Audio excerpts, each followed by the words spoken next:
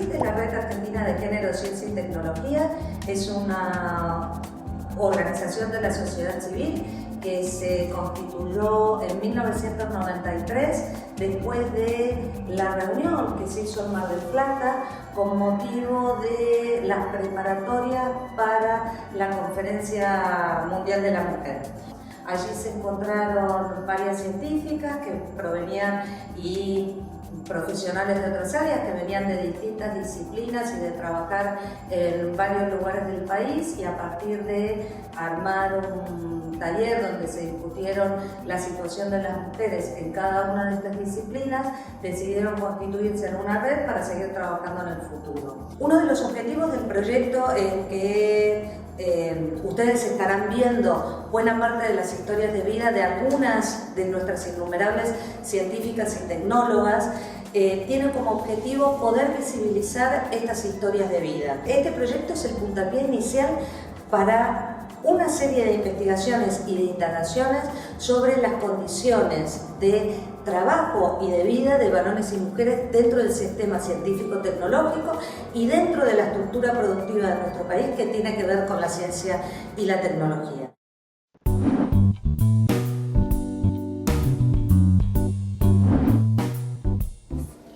Mi nombre es Diana Mafía, soy doctora en filosofía, soy feminista, hago filosofía feminista y en particular desde los comienzos de mi carrera, ya desde estudiante, lo que más me interesó es la teoría del conocimiento. Por eso cuando comencé a unir mis investigaciones feministas con lo que tenía como tema de investigación en la universidad, me interesó mucho la epistemología feminista, la teoría feminista sobre la ciencia y sobre la construcción del conocimiento. El comienzo de mi carrera en filosofía siempre me gustó, desde la adolescencia me interesaban los temas filosóficos, la reflexión filosófica, que es una manera de mirar el mundo, de interrogarlo, no es que sea un conjunto de autores canónicos, aunque parezca que es así, aunque muchas veces en la universidad se lo enseñe de esa manera, ¿no? Lo interesante es mantener viva esa llama de curiosidad, de cuestionamiento, de no conformarse con las respuestas e intentar ir un poquito más allá, de pensar contraargumentos para no caer en el dogmatismo. La filosofía es generalmente crítica y eso es lo que más me interesa esa manera de pensar y de ver el mundo. Básicamente yo empecé cuando era muy chiquita y me encantaban los videojuegos, ese fue mi primer acercamiento a la tecnología, y después de más grande, cuando me regalaron mi primer computadora, porque mi familia, mi entorno familiar y amistades no eran todo lo antitecnológico, y bueno, yo siempre quise una computadora y me la regalaron más grande y aprendí sola. Yo soy una persona muy autodidacta y comencé, por ejemplo, no sé, se me rompía la compu o no sabía hacer algo y buscaba la forma, desde instalación del sistema operativo, cambiar todo lo que es la parte de hardware y demás. Y básicamente ese es mis primeros pasos con la tecnología. En esa época yo estaba profundamente conmovida y me encantaba Jacques Cousteau con su aventura del hombre y del mundo submarino y todo eso. No había internet ni había cable.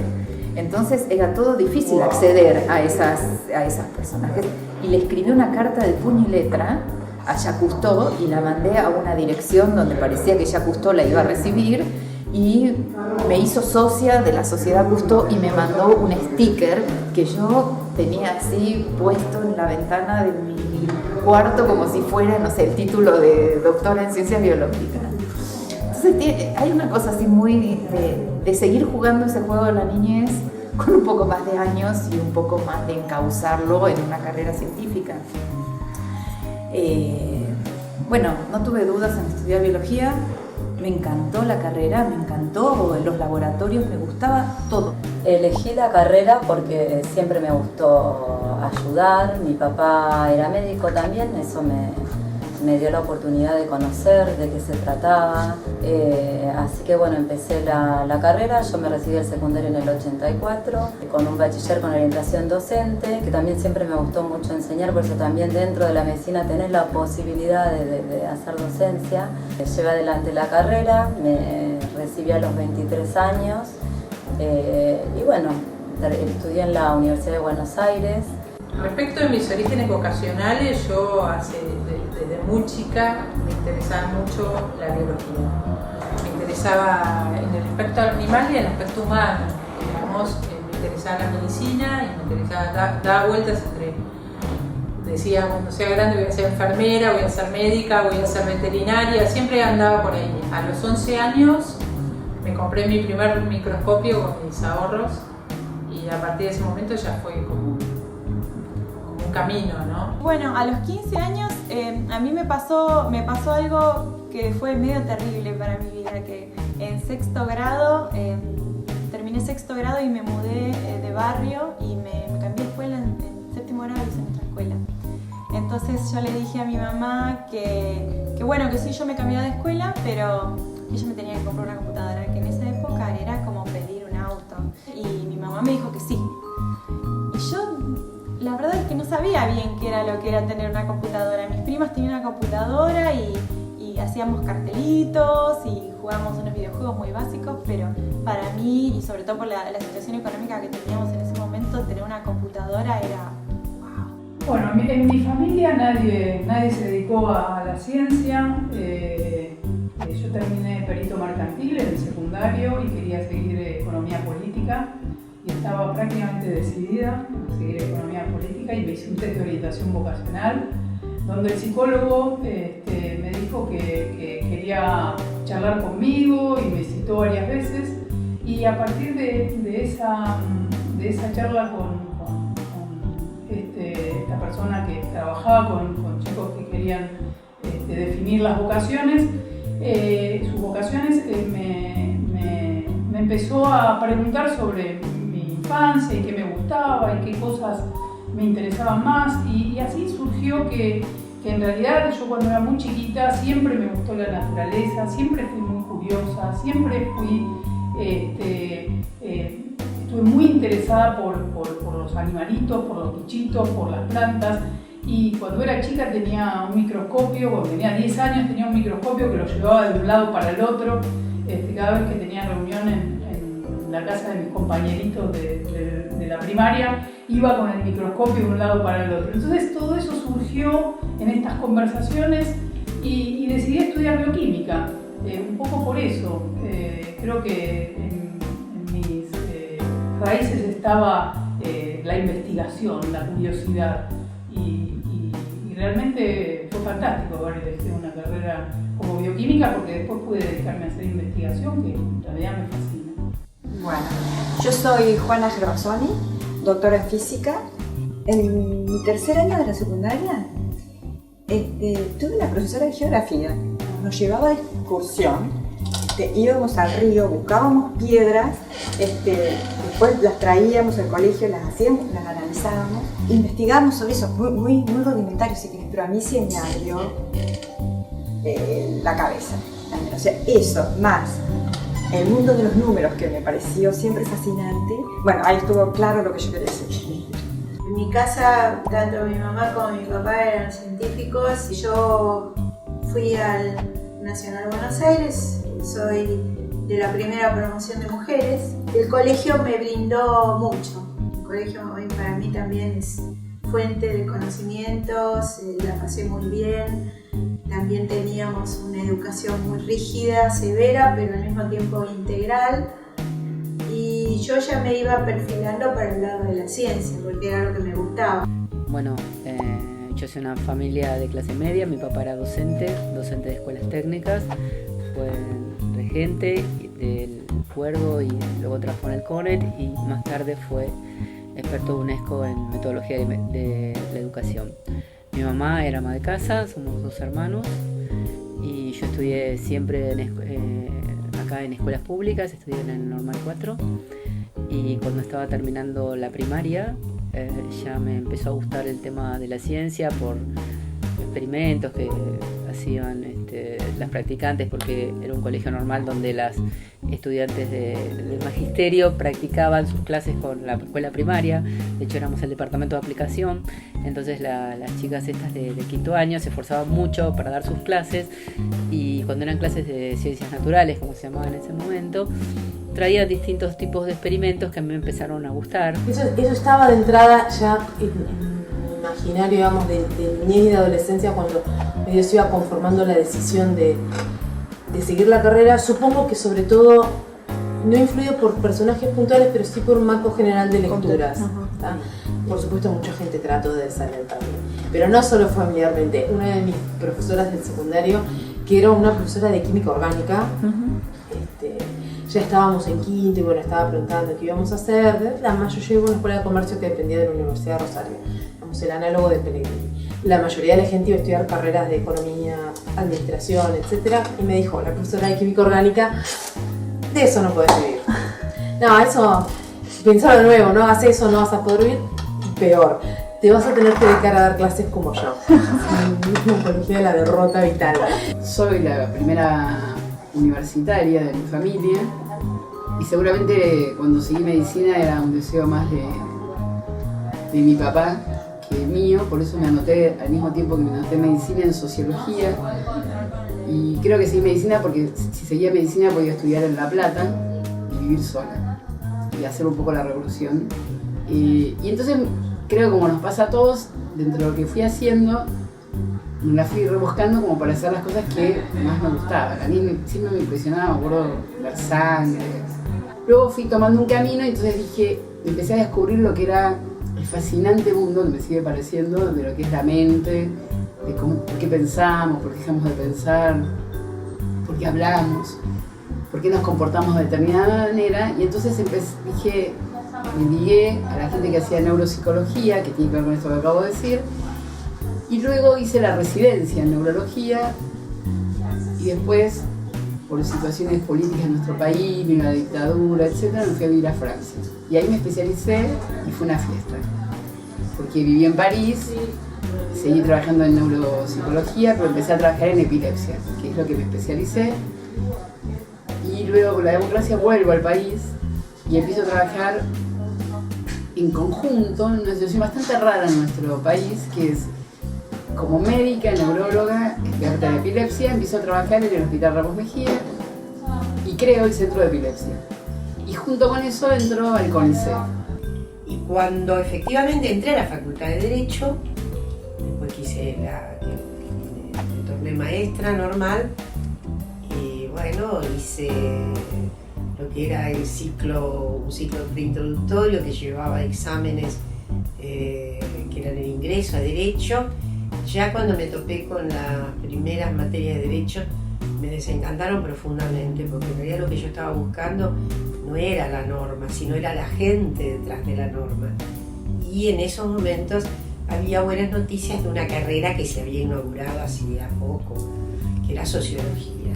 Pero debo decir que estuve en un momento un poco perdida en la selección, porque me encantaba filosofía, me encantaba historia y me estaba fascinando mucho esto de la sociología.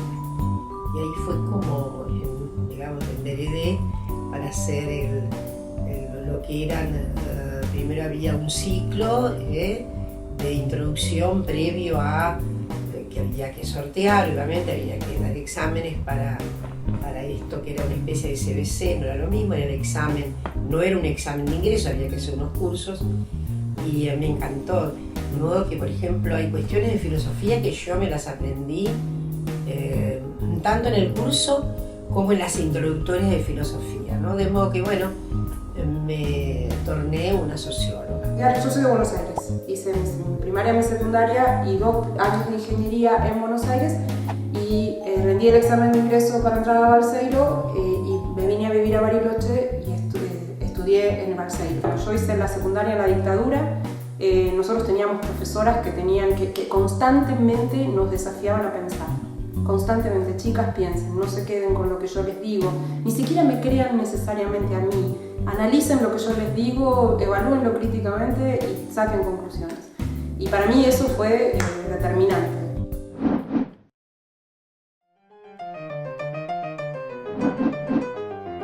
en determinado punto de mi carrera, cuando ya estaba estabilizada y sabía quién era profesionalmente, me anoté en la IEEE, que es una ONG que fomenta la tecnología. El eslogan es Tecnología para el avance de la humanidad. Y bueno, ahí encontré los referentes que me faltaban, que estaba buscando, que quizás no lo tenían en los trabajos, no lo tenían en la universidad. Lo encontré en esta ONG que es, al ser internacional, me permitía que uno tenga contacto o saber de la existencia de otra gente que piensa lo mismo que uno, ¿no?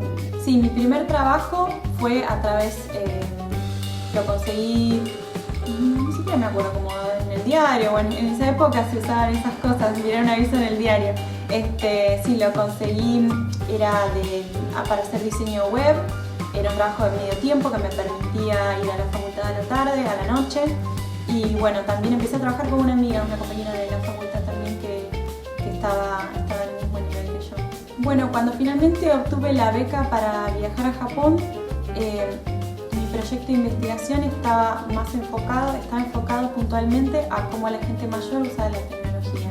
El último tiempo, cuando fuimos trabajando con chicas en tecnología, nuestro programa principal tiene que ver con, primero, empoderar de alguna manera, que es una palabra a veces un poco banalizada ya en este mercado, como quien diría, pero nos parece importante en realidad que las jóvenes de 14 y 16 años empiecen a ver que ellas ven como un problema, es importante.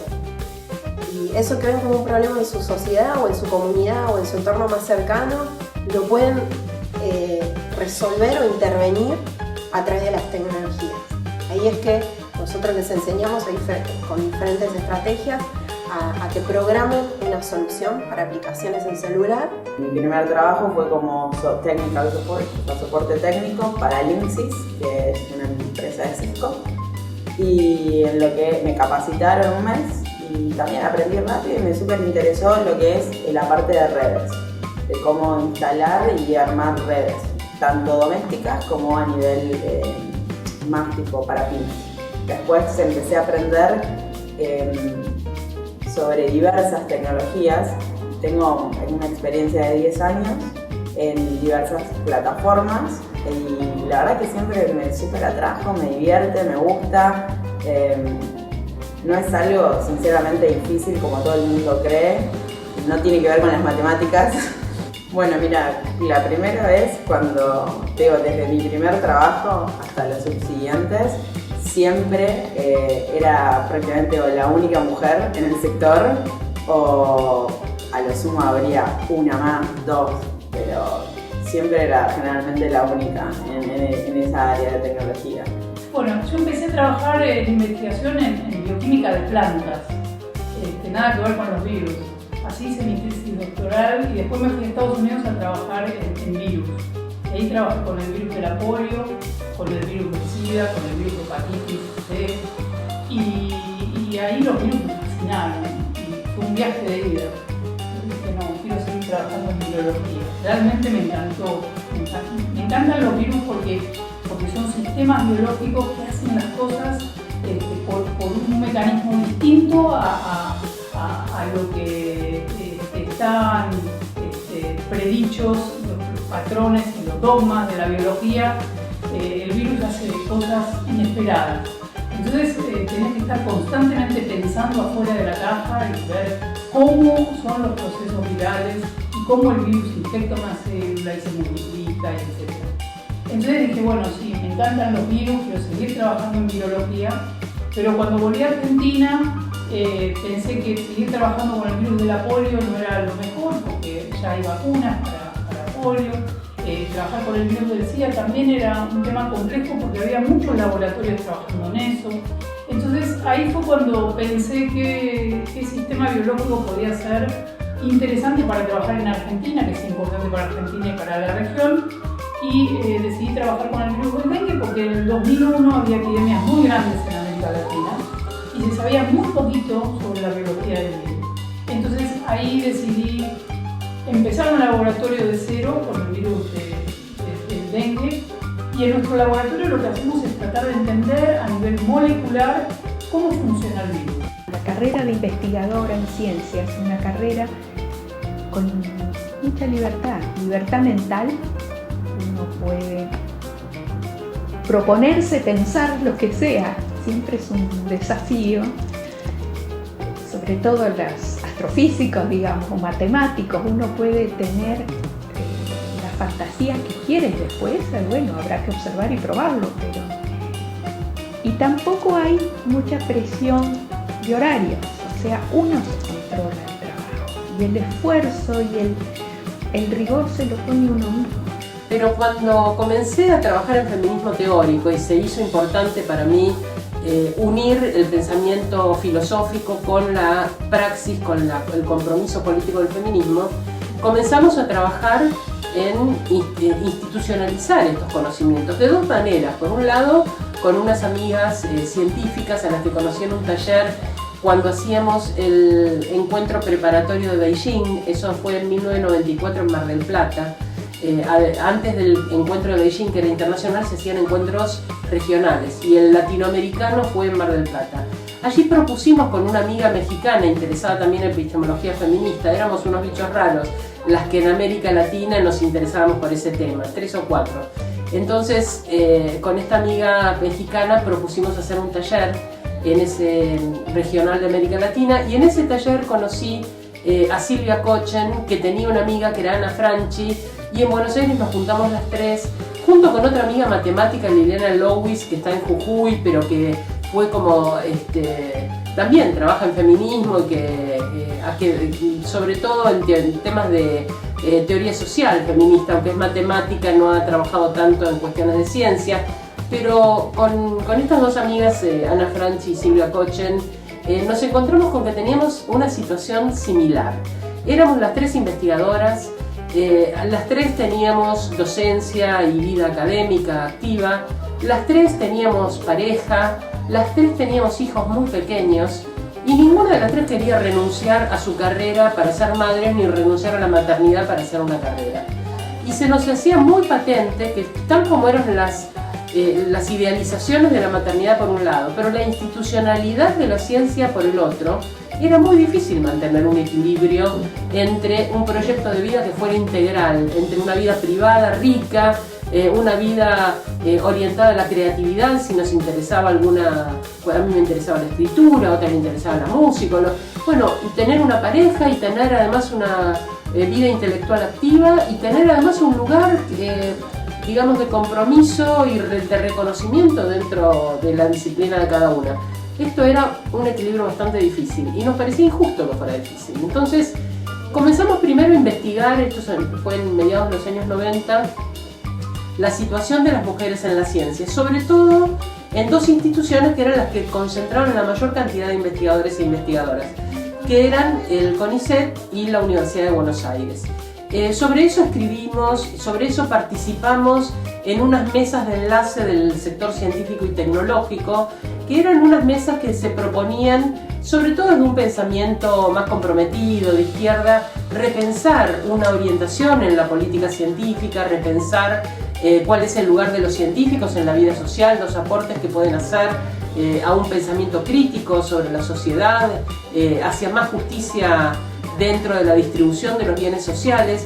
Pero en esta mesa no había ninguna perspectiva de género y Ana, Silvia y yo insistíamos con incluir esta cuestión de la equidad de género como parte de los objetivos. Y nos tuvimos que abrir con mucha dificultad un lugar, porque la izquierda no es más sensible que la derecha a las cuestiones de igualdad de género y mucho menos abandonar los privilegios de la masculinidad hegemónica. Es muy difícil. Este intento entonces de intervención durante 20 años creo que dio sus frutos. Pudimos acceder a la posibilidad de hacer una investigación comparativa entre varios países de América Latina.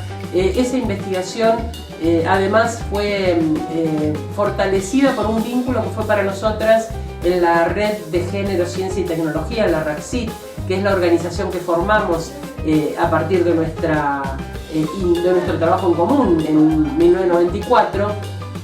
Año 87, 88, 89 fui concursando, fui reinsertándome con análisis matemático, con álgebra, en la Facultad de Ciencias Exactas, hasta que por razones familiares, fines de los 90, me vine a vivir a Buenos Aires, con lo cual tuve otro parate en la carrera, porque trabajé un tiempo en la Universidad de Buenos Aires, pero bueno, se ve que lo mío estaba más vinculado a la política, a la acción dentro de lo que ya en ese momento era el Sindicato de Amas de Casa, que habíamos fundado en el año 83. Todos estos años, principalmente, mi desempeño ha estado más en la gestión pública, como legisladora un par de periodos en la ciudad, después trabajando en diversas áreas de gobierno, primero con Néstor Kirchner, después con Cristina, con el tema mujer, con el tema niñez, con el tema de la defensa de los derechos al consumo para nuestro pueblo. Bueno, yo avancé en ambas carreras, trabajé 2 años de maestra, jardinera en un jardín de salida 4, y después, bueno, continué con mi carrera en ingeniería, me recibí en el 81. Nosotros éramos un grupo muy chico porque éramos los primeros, o sea, realmente no existía la computadora, no existía la PC. O sea, quiero ubicarlos en la situación. Cuando yo empecé a estudiar sistemas no existía la PC, se trabajaban tarjetas perforadas, eran mainframe, eran equipos enormes. Y la verdad es que nadie tenía mucha idea de qué iba a trabajar cuando iba a recibirse, porque estaba en plena evolución, no existían los teléfonos celulares, no existía nada de todo eso. Cuando yo dije que voy a estudiar esta carrera, mi abuela me acuerdo que me dijo, ¿por qué no estudias algo más fácil? Terminé los 4 años de clínica y decidí reespecializarme, hice cardiología porque ya mi orientación iba hacia la medicina nuclear. Y bueno, me especialicé también en cardiología y después hice la tercera especialización, que fue la medicina nuclear, y ya entré a trabajar en el campo específico de la medicina nuclear. Cuando estaba por terminar mi beca postdoctoral, INVAP ganó una licitación para construir un reactor de investigación en Australia. Y me invitaron a volver a la empresa, ya no en un rol tan técnico, sino en un rol más de gestión, como coordinadora del análisis de seguridad de ese reactor que se iba a construir en Australia. Y la idea era coordinar un equipo de trabajo para hacer el análisis de seguridad. Yo venía de hacer trabajo académico, trabajo técnico, trabajo de investigación en un tema que nada que ver, interacción fluido-estructura, en mis años de postdoc, y me propusieron un trabajo de gestión. Y fue un salto al vacío, que salió bien. Y diseñamos y construimos el reactor en Australia, que todavía sigue funcionando, el reactor Opal, quizá lo quieran nombrar, que es una joya de la ingeniería según los australianos. Y desde ese momento estoy trabajando en INVAP sin interrupción desde el año 2000.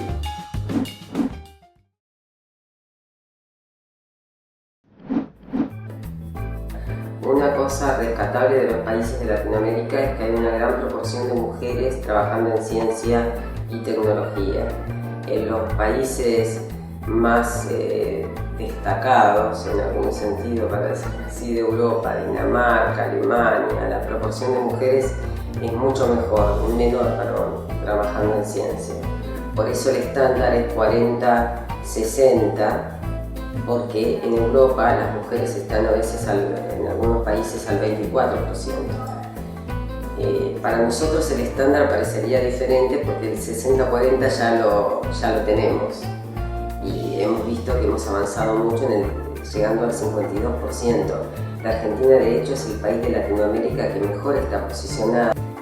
El problema, lo reitero, es que acá el análisis que se hace a nivel del Estado, ¿no?, de los organismos que conforman las mujeres para hacer observatorios, porque son necesarios, y para la implementación de políticas, son estadísticas sobre cantidad y no sobre la estratificación, es decir, qué lugares ocupan las mujeres en lo que se llama la jerarquía de decisión, en la toma de decisiones.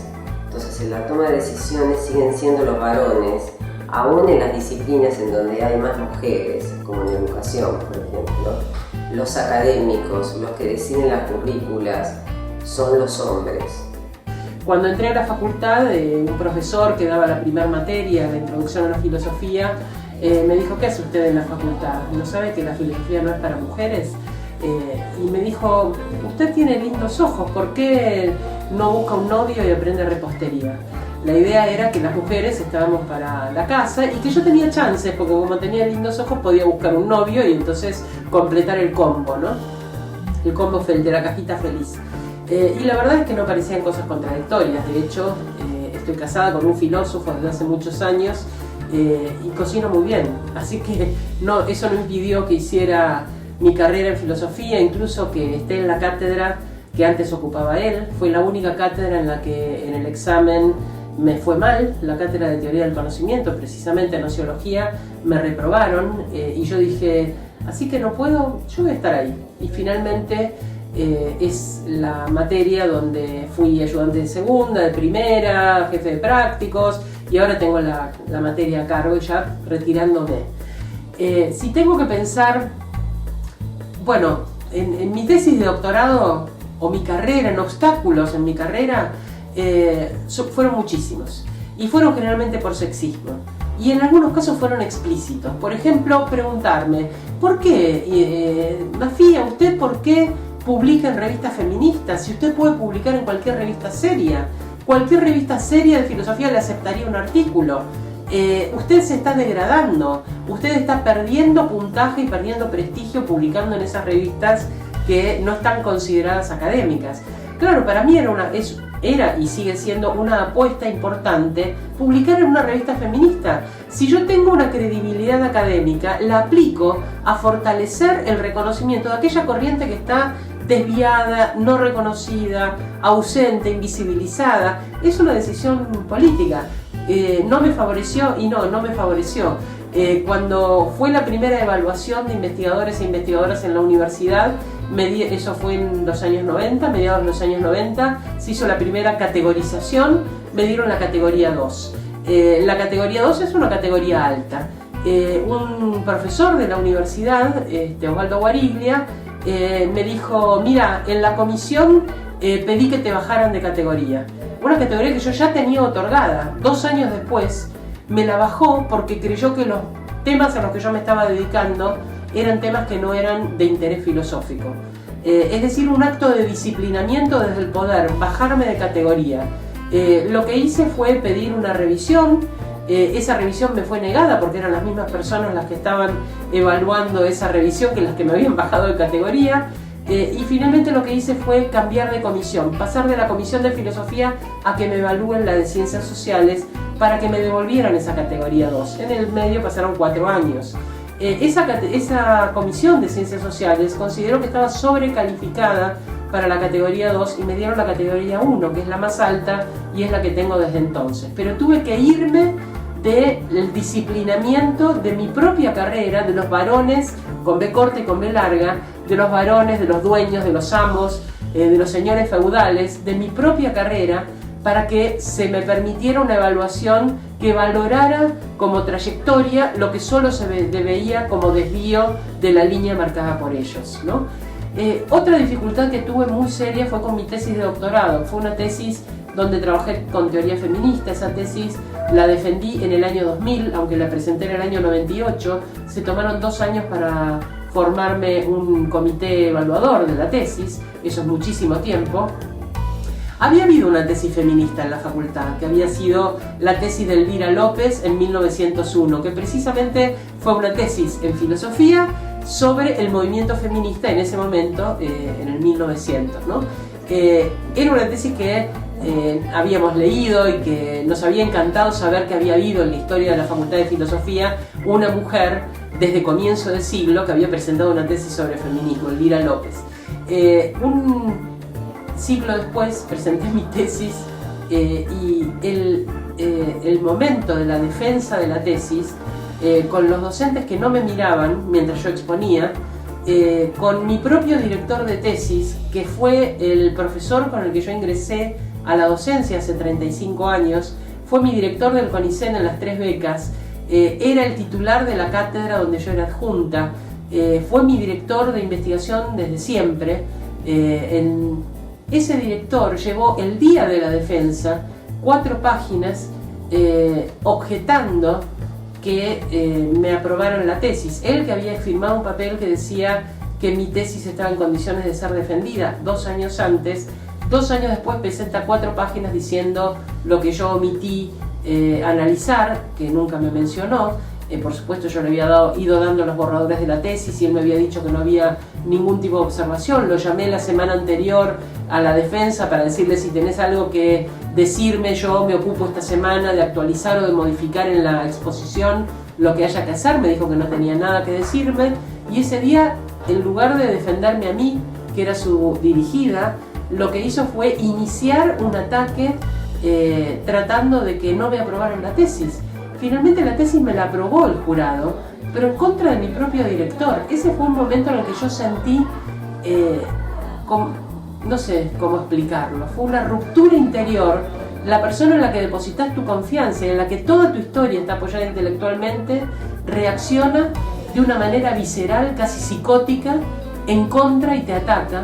En el momento más frágil, que era el momento de defender esa tesis, en un tema en el que yo sabía que estaba abriendo un camino. Probablemente no era una tesis perfecta, las tesis actuales son mucho mejores, porque ahora hay una tradición de literatura, una tradición de corrientes que nosotras nos hemos ocupado de abrir y de proyectar desde el año 2000 al 2016. Obviamente hemos trabajado muchísimo en eso.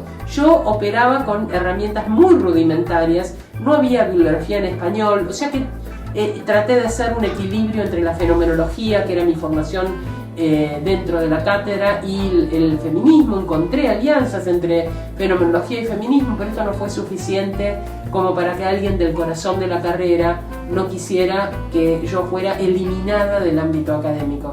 Esa experiencia, la experiencia que quien te tiene que proteger es quien trata de eliminarte, es de una violencia descomunal.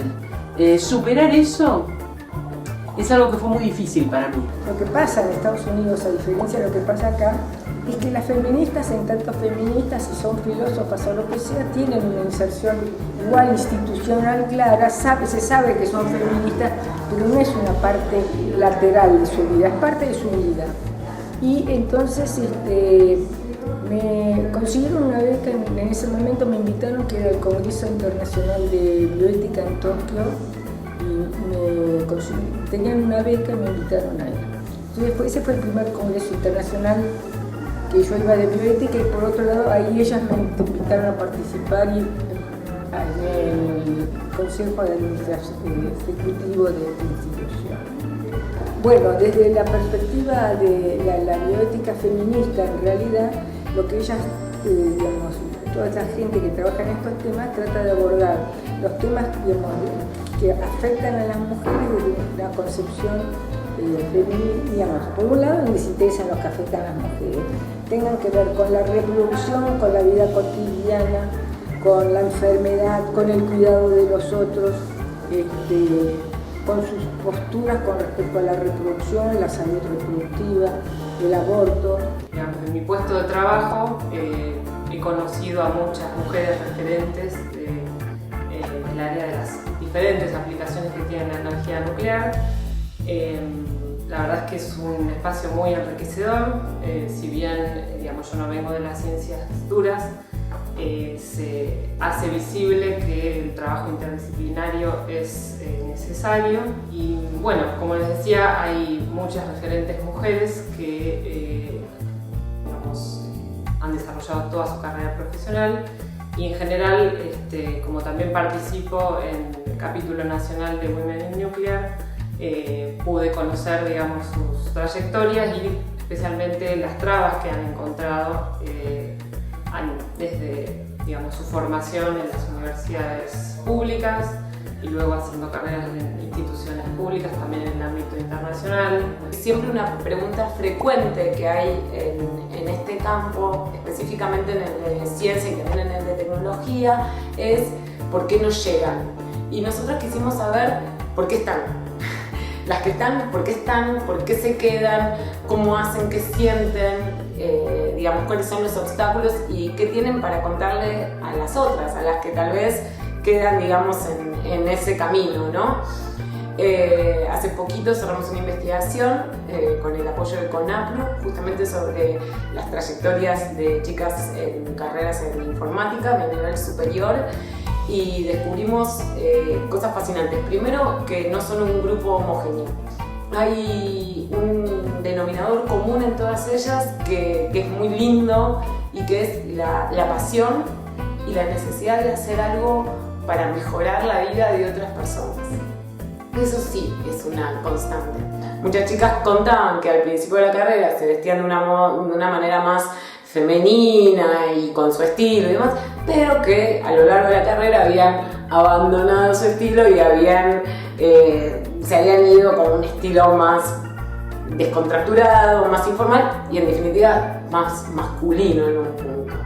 Y ellas no veían, digamos, como este proceso o este cambio, no lo veían como un tema de desigualdad o, digamos, como una adversidad, sino que lo vivían como un tema de adaptación, como que ellas tenían que adaptarse a ese entorno. Cuando empezamos a ver qué pasa en la tecnología, que aparentemente se presenta como un campo en donde hay más mujeres y qué sé yo, empezás a ver que esas mujeres de alguna manera repiten la misma lógica que hablábamos antes con las chicas que se están formando, que tal vez no son conscientes de las desigualdades o no se sienten como, no perciben la discriminación, y que por eso tienden más a decir, bueno, las que no llegan acá es porque no quisieron y no porque no tuvieron las mismas oportunidades. Entonces eso nos hace pensar en también dos lógicas diferentes de acciones para apuntar hacia la paridad en el caso de la tecnología y para mejorar las condiciones del desarrollo profesional en el caso de las ciencias. Creo que las mujeres lo que hemos obtenido tras una larga lucha. Nada ha sido graciosamente dado, sino ha sido peleado palmo a palmo.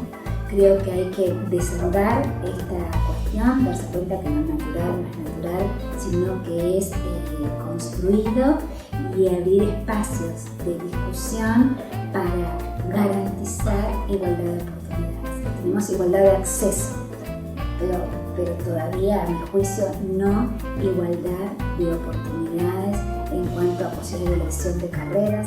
A partir del 2003-2004, donde comienza a aumentar geométricamente el ingreso tanto de los jóvenes a las becas como a la carrera del investigador, va coincidiendo con una feminización del CONICET, que hacia el año 2007-2008 hace que haya más mujeres investigadoras que varones, un 52-48 más o menos, y que de las 4 o 5 áreas, si contamos también tecnología, ocurra que todas las áreas, salvo de ciencias exactas, haya más mujeres investigadores que varones investigadores.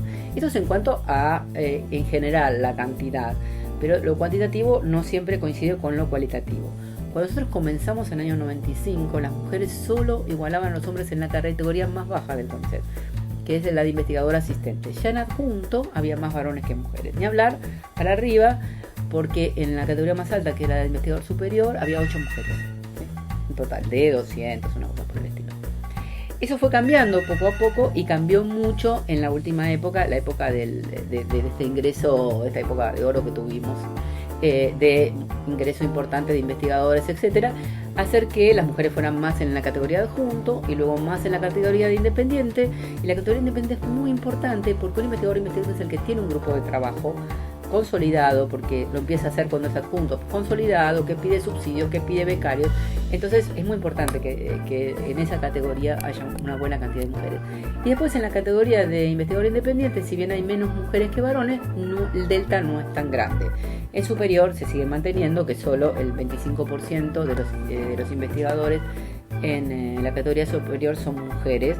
Y fundamentalmente la gran diferencia para mí significó la presencia de Dora Barrancos en el directorio de CONICET, porque a partir de sus inquietudes y realmente Dora es una persona que inspiradora, pero además súper luchadora, ha conseguido cambios que son muy importantes, como que los becarias puedan entrar a edades más tardías, tomando en cuenta que la edad de ingreso a la beca es la edad más frecuente de maternidad.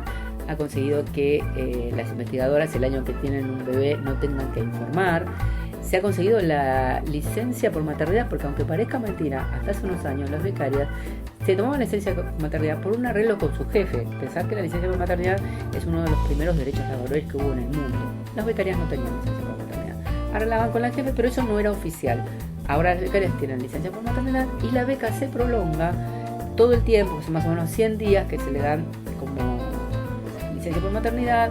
Si tienen que hacer una presentación, ya sea la otro tipo de beca, etcétera, en el momento, creo que es alrededor de los 40 días, alrededor del parto, se les posterga para ella. Lo que faltaría, y que es difícil de conseguir, es que si bien la beca se prolonga esos 100 días, quedan desfasadas de los llamados para la beca postdoctoral o por ingreso a carrera. O sea, lo ideal sería que las que hayan tenido 1 o 2 hijos, la beca se les prolongue un año. Aunque a ustedes les parezca mentira, en un ambiente académico, científico, como es el CONICET, eso espanta tanto como la UH en ambientes de ultraderecha. Entonces te dicen, van a tener un montón de hijos para tener más becas. Pero eso es tarado te haces, porque parece mentira que... Pero bueno, eso todavía se resiste mucho y ese sería un tema muy importante, porque la verdad que facilitaría la carrera de las chicas que durante la beca tengan los hijos. A un camino muy práctico, una vez que me torné directora, la masa de colegas me hizo directora del CONICET, que además hemos hecho obviamente un programa de reformas importante, pero me parece que quedan muchísimas cuestiones. Entonces, entre las medidas más importantes fue una, que era aplazar los informes por un año frente a un alumbramiento, una cuestión casi incabible, que las científicas estuvieran alumbrando y mientras alumbraban estuvieran pensando en el informe que correspondía. Era una falta de propósito, inclusive con la racionalidad elemental, ¿no? Ya no con los grandes principios de la equidad y los derechos. Eso fue muy importante, sigue siendo facultativo. Tenemos que hacer una investigación sobre el uso de esa prerrogativa, pero estoy segurísima de que la mayoría de las mujeres que están teniendo, alumbran ese año, piden un año que es mucho tiempo, de todos modos, aplazar un año es mucho tiempo, porque eso les permite, tal vez no todo el tiempo que desearíamos, pero les permite rearmar el protagonismo en la producción de un famoso paper, ¿no? Por el otro lado, adecuamos completamente el número de hijos y la excepcionalidad, la edad que marca el Estado. Yo me ocupaba antes de hacer gráficos comparando las publicaciones, la producción de mujeres y hombres en el mismo ámbito, a ver cómo influía la vida familiar en la mujer. Entonces les pedí a mis compañeros yo graficaba el número de artículos publicados, por tomar un parámetro, el número de artículos publicados por año, y que me marquen cuánto fueron naciendo sus bebés o cuánto tuvieron un evento familiar como enfermedad de los padres, que en general la mujer se tiene que hacer cargo, un evento familiar así que les haya significado un freno a la carrera. Y lo comparaba con las carreras de colegas al mismo nivel, colegas varones al mismo nivel. Y evidentemente la carrera de un hombre es mucho más estable y la carrera de las mujeres tiene sus picos de caída después del nacimiento de cada bebé o cuando atendieron padres enfermos. Y a la larga las mujeres lo superan. Los hombres es una recta casi estable y las mujeres después superan y tienen cada vez más producción. Pero tanto en el gráfico de hombres como de mujeres la caída más pronunciada es después de restricciones presupuestarias. Cuando nos faltan las bibliotecas, cuando nos faltan los elementos de laboratorio, cuando nos faltan fondos para ir a atender un turno de telescopio en Australia o en Estados Unidos o en Japón, ahí se nota más fuerte. Y eso era parejo para todos. Quise tener un bebé y todos me decían, estás loca, haciendo el postdoc en Oxford, que era el 19. Y yo decía, pero esto es mucho más práctico, si ustedes tienen una nursery en el mismo edificio, tenían un lugar para poner los bebés en el mismo edificio, pero además yo no tenía que ir a 4.000 metros de altura, mi problema era la anoxia embarazada, ¿entendés? Entonces, si esto es genial, esto es a nivel del mar y tiene guardería, me parece que es la mejor condición, si el cerebro sigue funcionando. Entonces, me quedé embarazada ahí en Inglaterra y fue muy hermoso para mí, y mis compañeros de laboratorio estaban como sorprendidos, que cómo viene una latina acá. Bueno, por un lado decían, y bueno, es una latina, las latinas tienen hijos, ¿viste? Como que uno viene con esa situación. Para mí el liderazgo ideal no es el liderazgo de una mujer que sobresale, que tiene un carisma, que tiene una visibilidad, que es respetada incluso por los varones. Para mí el liderazgo ideal es el de una mujer que ocupa el lugar que podría ser ocupado por cualquier otra. Esa mujer que nos hace sentir yo podría estar en su lugar, que fortalece de tal manera la visión de las mujeres, los intereses de las mujeres, las perspectivas de las mujeres, que sentimos que nosotros podríamos estar en su lugar y estar haciendo lo mismo, que nos representa en ese sentido, no en el sentido de decepción, sino en el sentido de una apertura y un traer a la presencia nuestros intereses y nuestras vocaciones. Siempre el laboratorio que fundamos con mi ex socia, con Viviana Bernat, fue un laboratorio en el cual trabajaron muchas mujeres y a todos les respetamos los tiempos. Porque yo creo que eso es lo fundamental, digamos, es caer en un lugar donde se respetan los tiempos familiares. Y nunca se perdieron un acto de los chicos, nunca se perdieron de acompañarlos en una enfermedad, en una gripe, en lo que sea. Digamos, y eso es fundamental. Yo creo que uno, digamos, cuando la sociedad o el ambiente laboral facilita que una persona pueda tomarse, digamos, tiempo para estar con sus hijos y todo, es cuando mejor rinde. Digamos, puede trabajar bajo presión, sintiendo que uno está dejando, se está privando a sus hijos de algo, o se está privando a uno mismo de algo, no tiene sentido. La ciencia de por sí es muy competitiva y tiene una forma de actuar que es, de acuerdo a sus orígenes, androcéntrica, ¿no es cierto? La ciencia fue generada por hombres y los modos de actuar, las formas de trabajar, una se tiene que adaptar a esas formas preexistentes. Sin embargo, eso no es tan así, ¿no? En mi caso, yo dudé si quería o no armar un laboratorio y dirigir un laboratorio de investigación. Y mirando los modelos que había alrededor, no me convencían. Y en un momento dudé si quería o no seguir una carrera académica. Y decidí hacerlo a mi forma. Decidí avanzar con un modelo solidario, un modelo donde la gente que trabaja en mi laboratorio trabaja en equipo, donde se colabora constantemente con gente de adentro y de afuera, y eso a mí me da mucha satisfacción. Y poder haberlo llevado adelante en mi propio laboratorio me da más satisfacción todavía.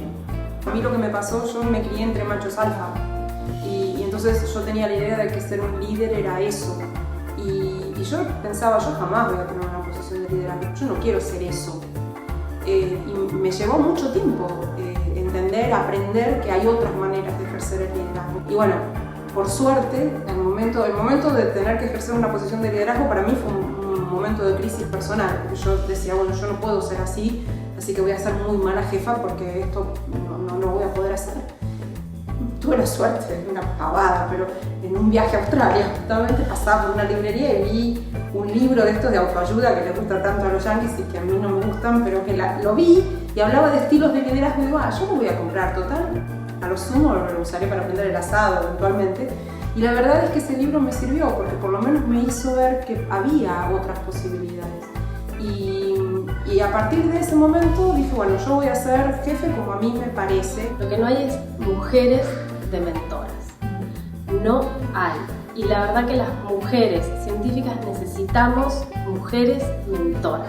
Específicamente cuando vemos el tema de las científicas, también hay un tema muy importante y que es un poco círculo vicioso, ¿no? Porque en la medida en que no hayan mujeres, digamos, en España catedráticas o investigadoras superiores en el CONICET, sabemos que la mentoría, la tutoría es muy importante para el desarrollo de las carreras en el ámbito de la investigación. Entonces, el tener mujeres referentes, por un lado, es un elemento muy importante. La carrera no fue fácil, había que estudiar mucho, nos pasábamos la vida dentro de la facultad, comíamos ahí, no diría que dormíamos, pero nos pasábamos todo el día ahí. Bueno, el departamento de química orgánica era un horror.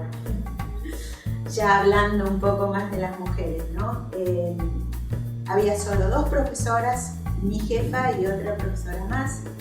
Era muy difícil que una mujer subiera de jefe de trabajos prácticos porque, bueno, se embarazan, se pierden mucho tiempo, así era la cosa.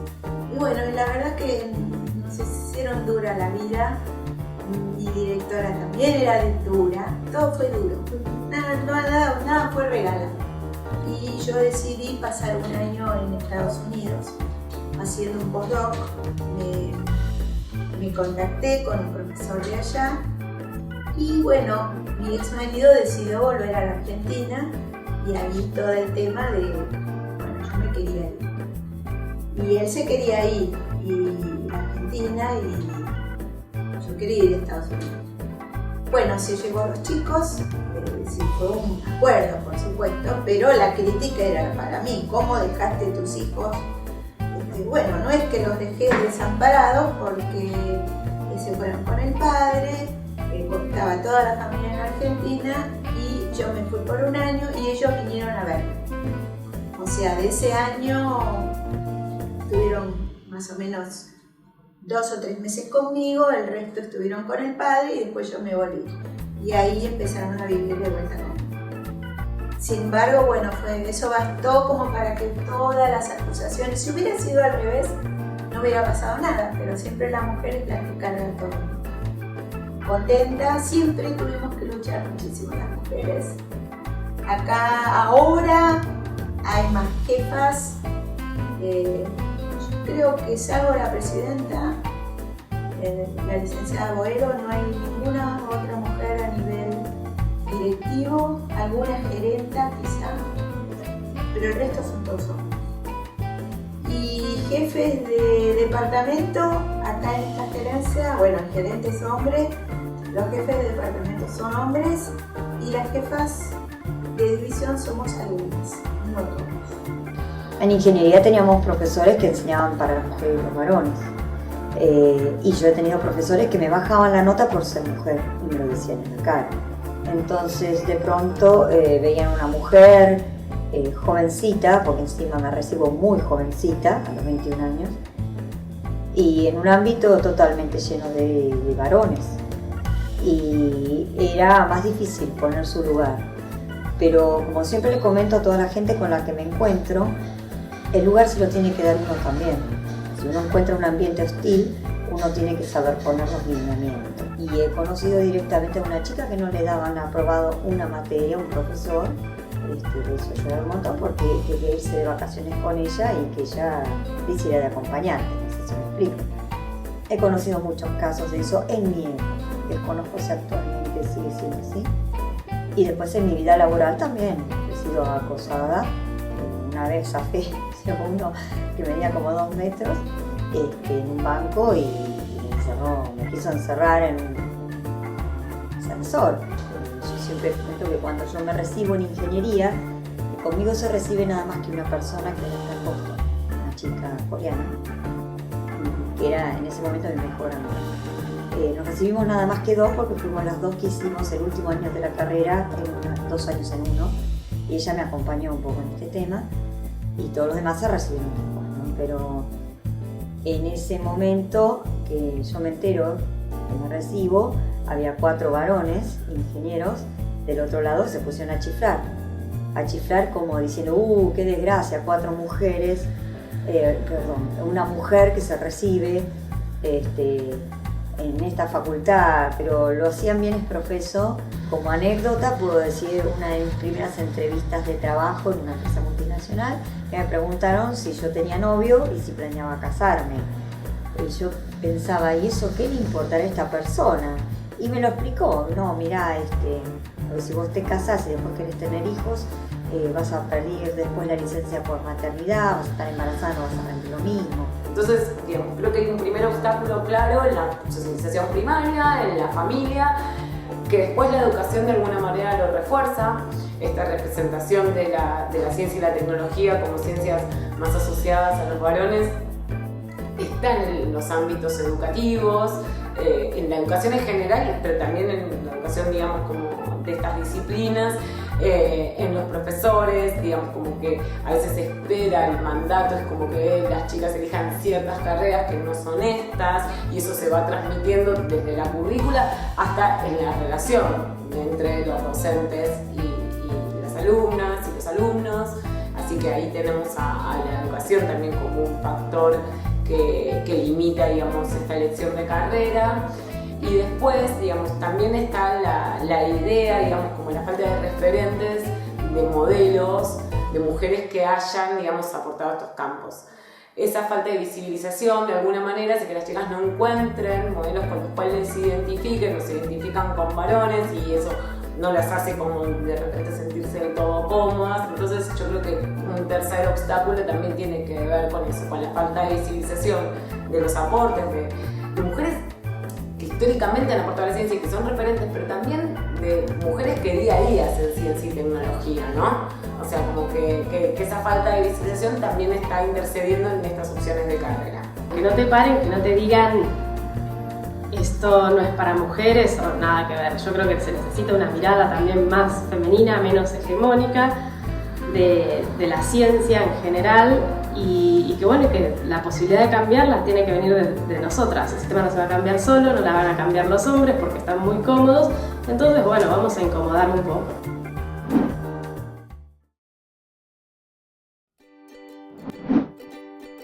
A las chicas, a las adolescentes, animarse, irrumpir, transgredir, no dejarse llevar por esos sentidos comunes que suelen atenazar el propósito de hacer una vida en biología, en filosofía, en física, en matemática, en las tecnologías duras, ¿no? Animarse a forjar un sentido muy gravitante del deseo, ¿no? Y, en fin, a soportar todas las adversidades, con ánimo, con fuerza y sobre todo a saber distinguir todas las circunstancias de discriminación.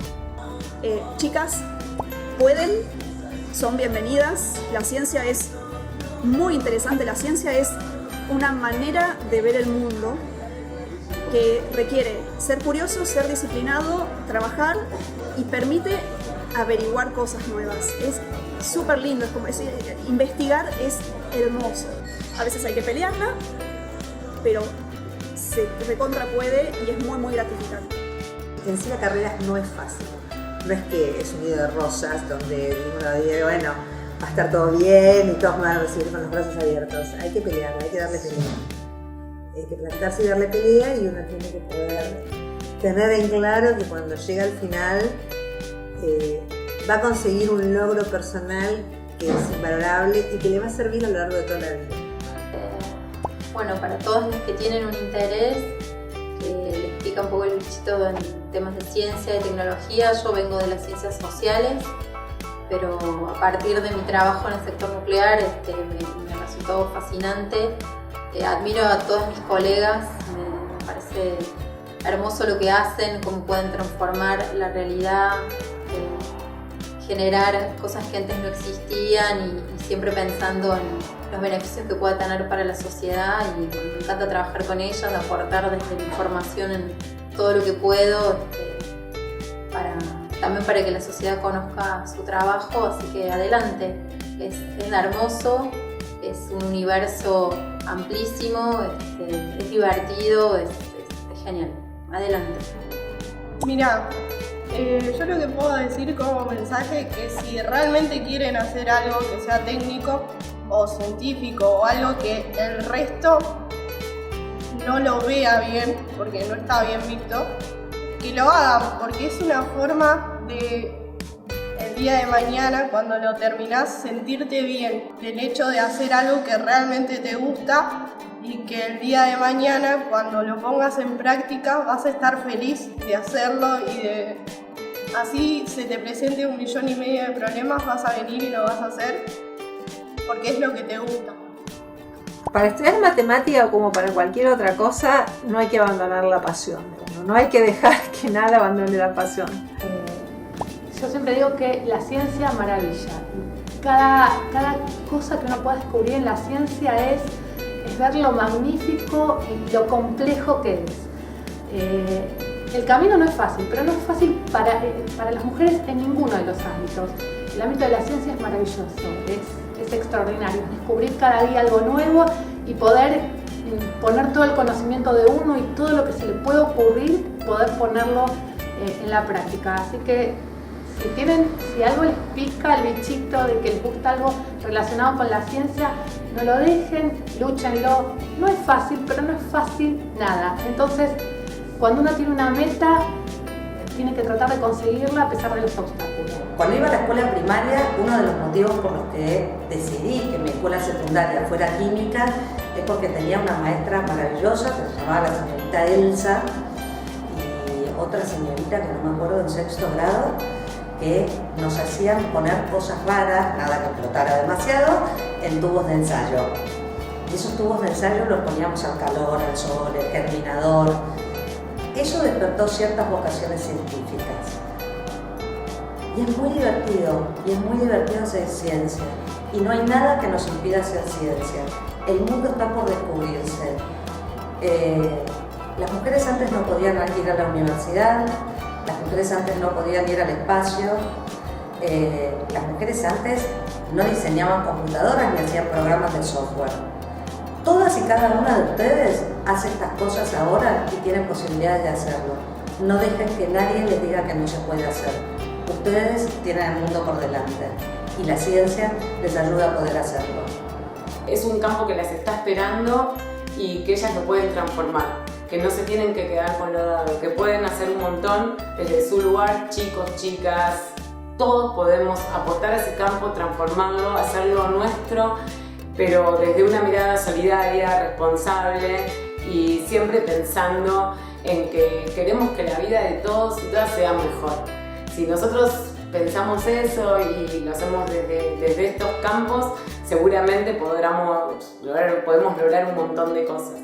A los jóvenes que están mirando, yo quisiera decirles primero que se animen a hacer lo que tengan ganas y que se cuestionen las propuestas que les hagan de lo que deberían ser o lo que les conviene ser, y que traten sobre todo de orientar lo que vayan a hacer en función del deseo, de lo que realmente les dé placer, y viniendo o habiéndome yo misma ubicado en un espacio de investigación, los invitaría a que exploren el campo de la ciencia como un campo que puede producir placer, y que puede producir placer también en hacer algo que sirve a una, porque le produce placer y porque además por ahí te sirve para pagar tus cuentas, pero además que puede servir a los demás, que puede servir a cambiar la sociedad. Y si no se sienten contentas en la sociedad en la que viven, está bueno también pensar en qué hacer en función de cómo ayudar a cambiar. Es apasionante. Yo digo, a mí haber estudiado lo que estudié me dio la oportunidad de tener una vida muy buena. Me ha llevado a viajar por el mundo, me ha llevado a conocer a gente muy interesante, me ha llevado a tener experiencias de vida que no habría tenido de otra manera, me ayudó a abrir la cabeza en un montón de aspectos más allá de lo puramente laboral y si les interesa, no dejen que nadie les diga que no lo pueden hacer. Y si todavía no les interesa, dense el permiso para mirar un poquito más y ver que a lo mejor hay alguna cosa relacionada con la ciencia y la tecnología que les puede llegar a interesar. Realmente puede ser una oportunidad espectacular. Bueno, chicas, es muy necesario que estudien tecnología porque es el futuro, es lo que vamos a vivir todos. Cuando yo sea anciana, las necesito para que la sociedad sea más eficiente y más productiva.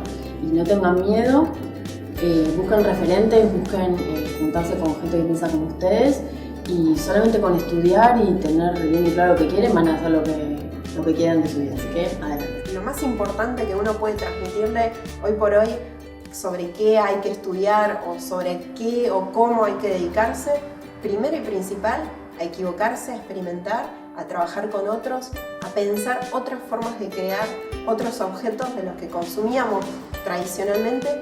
Y lo que tienen las ciencias es que apasionan, digamos. Lo que tienen las ciencias es que generan vocación.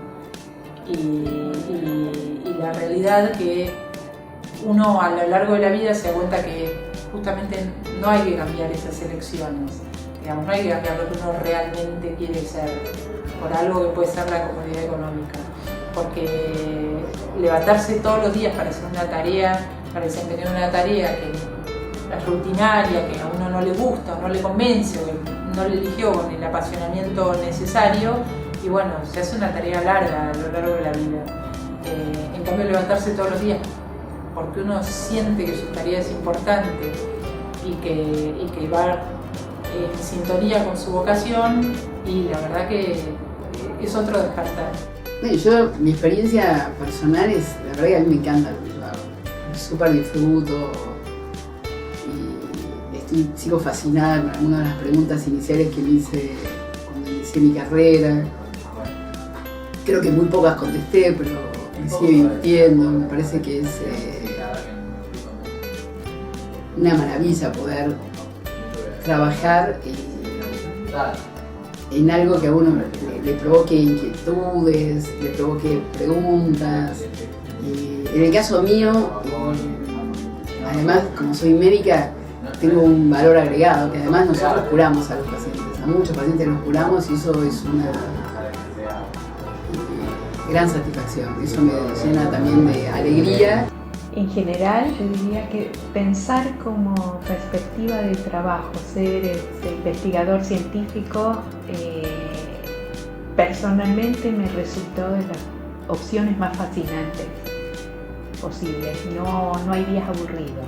La investigación en particular en astrofísica tiene mucho interés en el mundo entero. La mayor inversión instrumental que se da en el mundo en este momento es instrumental astronómico y espacial. Todos los temas son atractivos, son interesantes, se abren muchísimas perspectivas en el mundo.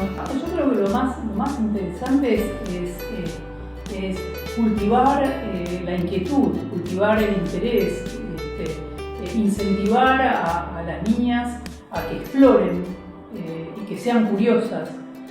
Yo creo que eso es lo más importante. Yo cuando estaba en la escuela primaria, mi papá me llevaba al kiosco de la esquina todos los domingos y me preguntaba qué revista, si le iba a leer, que podía elegir cualquier revista. Y yo elegía una revista de ciencia.